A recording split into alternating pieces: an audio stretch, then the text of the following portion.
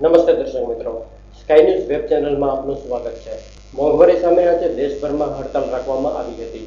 ભાવનગર પણ બંધ। કેન્દ્ર સરકાર દ્વારા ડીઝલમાં ભાવ વધારો, રાંધણ ગેસમાં સબસિડીમાં કાપ તથા એફડીઆઈને મંજૂરી અપાતા તારીખ 20ને ગુરુવારે દેશવ્યાપી હડતાલનું એલાન કરાયું હતું। આ હડતાલ ભાજપ, સીપીએમ વગેરે વિરોધ પક્ષ દ્વારા કરવામાં આવ્યું હતું।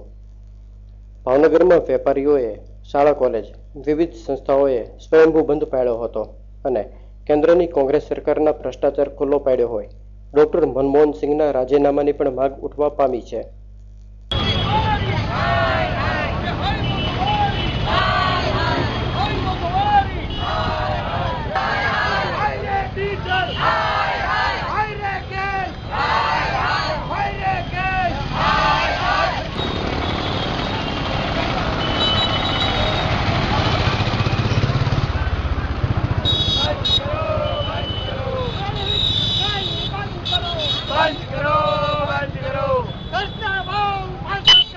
હિન્દુસ્તાનની, ગુજરાતની અને ભાવનગરની જનતા ઈચ્છે છે કે એફડીઆઈને જે મંજૂરી આપવામાં આવી છે રદ થવી જોઈએ, જેનાથી સામાન્ય વેપારીઓ, ખેડૂતો, કિસાનો, નાના કર્મચારીઓ બધા જ લોકોના જીવન ઉપર ખૂબ વિપરીત અસર થવાની છે।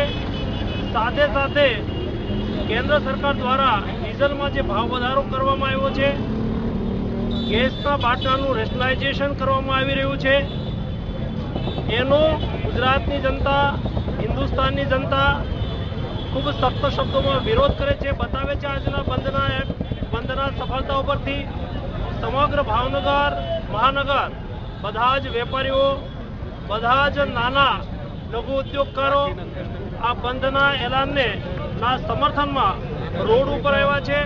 कांग्रेस ने जो अपने शासन में कुशासन किया है और कुशासन के कारण देश में आज जो परिस्थिति है, वो परिस्थिति में एफडीआई के कारण छोटे बड़े व्यापारियों को भी नुकसान होने वाला है और जो गैस सिलेंडर है उसका रेशनिंग किया है और दाम भी बढ़ाया है, तो इसके हिसाब से सब गृहिणियों को भी नुकसान है। डीजल में जो दाम बढ़ाए हैं उसके हिसाब से डीजल के लिए सभी जगह पे वो जो रेट बढ़ने वाले हैं, उसके लिए पूरा गुजरात, पूरा देश आज एकजुट होके बंद का जो ऐलान किया है, इसमें गुजरात के भावनगर शहर में हम यहाँ पे हमारे सब आगेवान और कार्यकर्ताओं को लेके निकले हैं, लेकिन सभी व्यापारियों ने अपने स्वयं ही ये बंद रख के देश के जो कांग्रेस के जो शासन है उसका विरोध किया है।